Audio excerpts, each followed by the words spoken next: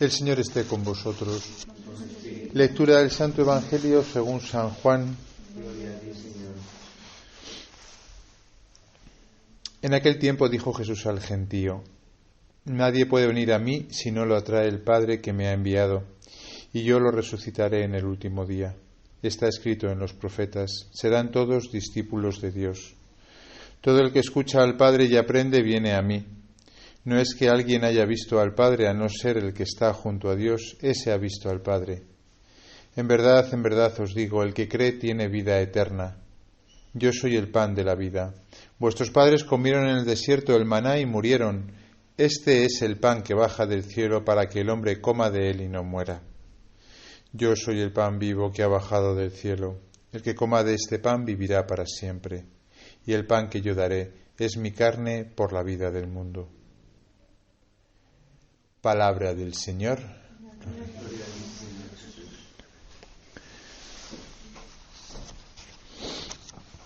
Bueno, pues no lo vais a creer, pero me da vergüenza de verdad estar aquí haciendo misa por el cura en el día de su aniversario. Pero oye, el Papa siempre pide oraciones por él mismo, ¿verdad? Pues no va a ser menos aquí el curilla de turno. Porque lo necesitamos, o sea, porque necesitamos la gracia de Dios, ¿no? O sea, porque entendemos que el cristiano, ¿no?, cuando toma una vocación que es una llamada. Y como es una llamada, pues no es algo que tú hayas decidido. Y por tanto, pues oye, puede haber momentos en los cuales esa llamada de Dios nos pueda costar. Y no solamente en el sacerdocio, esto pasa en todas las llamadas de Dios. En el matrimonio, por supuesto que también pasa, y mucho, ¿no? Pero claro, también nos salva el saber que nosotros no hemos decidido nada, sino que hemos sido llamados por Dios. Por eso, si tenéis vocación matrimonial, aseguraos de que el Señor os llama a la vocación matrimonial. Para que cuando lleguen los momentos de dificultad digáis: yo no he elegido el cazurro de turno o la cazurra, sino que el Señor me ha llamado. Con lo cual, aunque yo dije que sí, la llamada es de Dios. Y eso da mucha fuerza, ¿eh? Porque si en la vida decidimos nosotros, podemos equivocarnos. Mientras que si decide Dios, la reclamación es a Él. Ciertamente, ¿no? Y si se ha equivocado, es cosa suya, pero no es cosa nuestra, ¿no? Las lecturas de hoy, que hoy toca, así, providencialmente, pues curiosamente hablan, si os dais cuenta, tienen la misma estructura que la misa. La primera lectura nos habla de cómo este eunuco leía la palabra de Dios, pero no la entendía, y cómo Felipe se acerca y se la explica hasta que le lleva al bautismo, le guía. Y en el Evangelio, ¿no?, vemos la otra parte de la misa. La primera parte, la liturgia de la palabra; la otra parte, la liturgia eucarística, precisamente, ¿no? Estamos leyendo Juan 6 esta semana, esta tercera semana de Pascua. Y en estos versículos el Señor ya claramente dice lo que es el discurso que Él quiere dar, y además de una manera muy clara. Porque como sabéis, en los sinópticos, Mateo, Marcos y Lucas, se narra la institución de la Eucaristía, pero no hay un discurso como en Juan, que Juan no narra la última cena, pero sí que tiene Juan 6 este discurso del pan de vida, donde Jesús dice claramente: yo soy el pan vivo que ha bajado del cielo, y el que coma de este pan vivirá para siempre. Cuidado cuando leáis esto en la misa, que alguno ha dicho: yo soy el pan bimbo, yo soy el pan vivo que ha bajado del cielo, el que coma de este pan vivirá para siempre. Luego tenemos las dos partes de la Eucaristía, fijaros, ¿no?, que es sin duda lo más central del sacerdote. ¿Habéis visto el documental de La Última Cima? ¿Sí? ¿No? ¿Habéis visto el documental de La Última Cima? Pues os lo recomiendo. Es un documental sobre un sacerdote que murió en el año, si no me equivoco, 2009. Fue la primera producción de Juan Manuel Cotelo, ¿no?, que es este que hace documentales y películas muy interesantes, ¿no?, y muy frescas sobre la fe.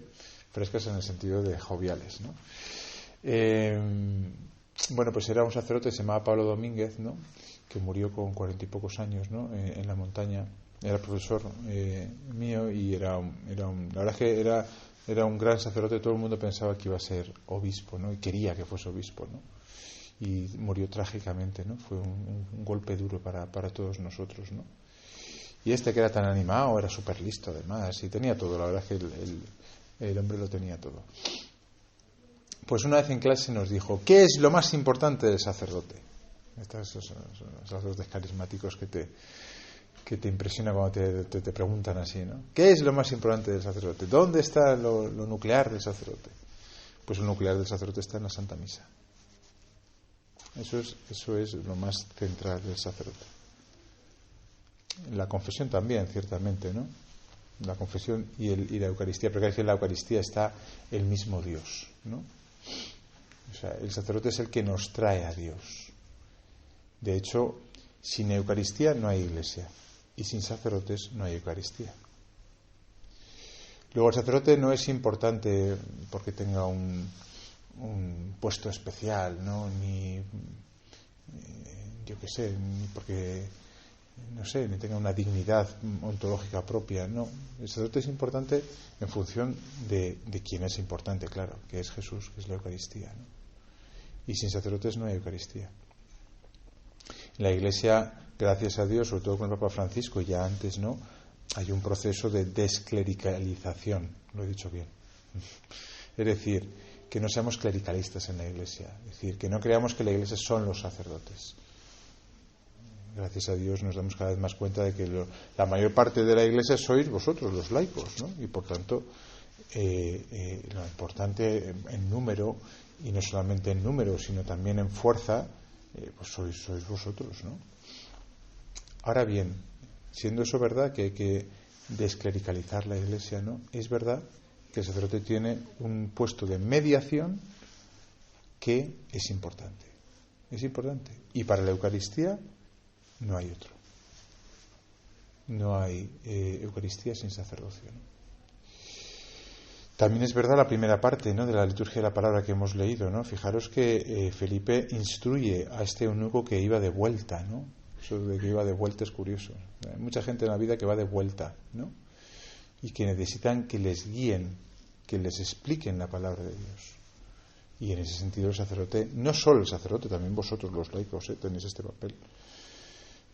Y por eso es bueno que os forméis en la medida de vuestras posibilidades. Y yo he animado a muchos laicos a que estudien, por ejemplo, ciencias religiosas. Oye, que son 3 añitos, que te lo vas sacando poco a poco por la tarde y te vas empapando, ¿no?, de toda la teología cristiana en una versión por de 3 años que es más asequible para vosotros, ¿no? Y se disfruta enormemente, ¿eh? Porque si disfrutas de la fe, disfrutas de estudiar también este tipo de cosas, ¿no? Por tanto, los laicos también. Pero es verdad que para el sacerdote es algo nuclear también en su ministerio, es decir, forma parte de su ministerio el explicar la palabra de Dios, el guiar hasta el bautismo, como este eunuco, ¿no? Y luego es muy interesante porque cuando se bautiza el eunuco, desaparece Felipe, se lo lleva el Espíritu. ¿Qué quiere decir eso? Pues que el sacerdote es el guía, ¿no? El guía que explica la palabra de Dios, pero no es el centro. El centro es Cristo. En cuanto conseguimos, ¿no?, acercar a la persona a Cristo, llenarla de Dios por el bautismo, el sacerdote tiene que hacer bien su papel de mediador y desaparecer. Esto cuesta tanto al sacerdote, que cuesta separarse cuando, oye, Dios le utiliza como mediador, ¿no?, de la gracia, ¿no?, y te das cuenta del bien que haces, ¿no?, y cuando te quita, pues te cuesta. Yo que he estado 4 años en Cádiz, cuando me lo he arrancado allí ha sido como durísimo, ¿no?, porque claro, coges mucho cariño a la gente, a las personas que les has transmitido toda la gracia de Dios a través de los sacramentos, ¿no?, y cuesta. También cuesta a los que han recibido a través del sacerdote, ¿no? Por eso también los laicos tienen que saber ver en el sacerdote un mediador. Lo que Lutero no supo ver. Lutero, el problema que tenía era la palabra mediación. No sabía. Eso de las mediaciones era de extremos, ¿no? Y entonces se cargó el sacerdocio, se lo cargó, justificando que el sacerdote es un pecador. Pero bueno, yo creo que todos sois conscientes, ¿no? Y por eso estamos pidiendo la misa por mí, porque somos pecadores. Y precisamente por eso hemos pedido, oye, que seas valiente y humilde y un fiel dispensador de tus misterios. Hemos pedido en la oración colecta, ¿no? Bueno, y la segunda parte, ¿no? La liturgia de la eucarística, ¿no? El sacerdote es el que nos trae a Jesucristo en la Eucaristía.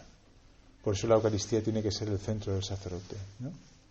Nosotros celebramos misa todos los días, no porque tengamos muchas misas o pocas, sino porque es el centro, ¿no?, de nuestra vida. Si un día no tengo público, por decirlo así, fieles, también se celebra la Eucaristía, porque es el centro de mi vida. O sea, Jesucristo hecho pan, no ya hecho carne, sino hecho pan, que ha sido una gran delicadeza suya de quedarse así con nosotros, ¿no? El fin de semana pasado estuve celebrando misa en algunos pueblos de la Castilla profunda, y por una parte te sorprende, oye, pues ver esas iglesias con unos retablos impresionantes donde van a misa poquísima gente, apenas jóvenes, ¿no? Pero bueno, están ahí esos fieles, ¿no? Pero me dolió mucho, ¿sabéis el qué? La manera de comulgar. Con todo esto de la pandemia, la gente comulga en la mano y a veces no somos formalistas, pero la manera de comulgar también expresa la fe que tenemos. Si yo cojo al Señor en la mano y empiezo a hacer cabriolas con el Señor en los dedos, que parece que estás con una moneda pasándotelo entre los dedos hasta que te llega al último y te lo coges con la mano, claro, una pobre abuela, que la pobre con el bastón, que del otro lado se le está cogiendo la hija, que tiene la mascarilla puesta, y dices, bueno, pues ¿qué va a hacer la pobre señora? Pues sí, pero da pena que la Eucaristía no nos demos cuenta de la locura de amor que está encerrada ahí dentro, que es Jesús, que se ha querido quedar en persona, algo que no tendríamos de entender, lógicamente, para poder meterse dentro de nosotros. Lo ha dicho hoy claramente, ¿eh? El pan que yo daré es mi carne por la vida del mundo. Ha querido que comamos su carne.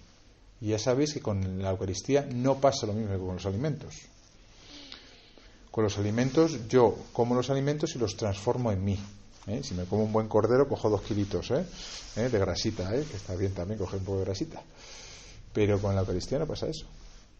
Con la Eucaristía nosotros comulgamos y no transformamos lo que tomamos en nosotros, porque ya no es pan, aunque tenga, como se dice, los accidentes, ¿no?, de pan y vino. Es Cristo, y por tanto, al alimentarnos del cuerpo y de la sangre de Cristo, nos transformamos en Él. Se produce el proceso inverso. Por eso nunca llegaremos a entender lo que significa la Eucaristía y el regalo tan grande que es el poder comulgar. Ya sabéis que no es necesario comulgar de las 2 especies, ¿no? Si no se comulga del vino es por una cuestión práctica. Yo mismo lo he visto en algunos lugares donde se comulga del pan y del vino, al final acaba en el suelo. Y pues si ya bastante con el cuerpo de Cristo sufrimos los sacerdotes, ya peor podría ser. Así que mejor lo dejamos así. Pero ya sabemos que al comulgar, comulgamos a Cristo entero, en cuerpo, alma, sangre y divinidad. Bueno, pues que recemos por los sacerdotes, para que siga habiendo sacerdotes que nos expliquen la palabra, que nos guíen hacia Dios, ¿no?, que nos llenen el corazón de Dios, y también que nos sigan trayendo a Jesucristo, ¿no?, que es el centro de nuestra fe, y especialmente en la Eucaristía, este sacramento pues tan escondido para el mundo. Yo estaba pensando en empezar la misa. Estamos aquí, ¿cuánta gente habrá aquí en este mismo momento? Miles de personas trabajando en este centro, y lo más grande que va a pasar ahora mismo es esto. ¿Y cuántos os enteráis? 4 gatos y un invitado. 4 de aquí me refiero, porque ya es de fuera. Pues sí, 4 gatos.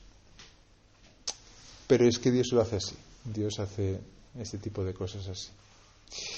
Venga, pues vamos a seguir la Eucaristía pidiendo al Señor que nos renueve la fe, sobre todo en este sacramento, que nos explique su palabra, y que el Señor siga bendiciendo a los sacerdotes, especialmente a mí, en el día de hoy.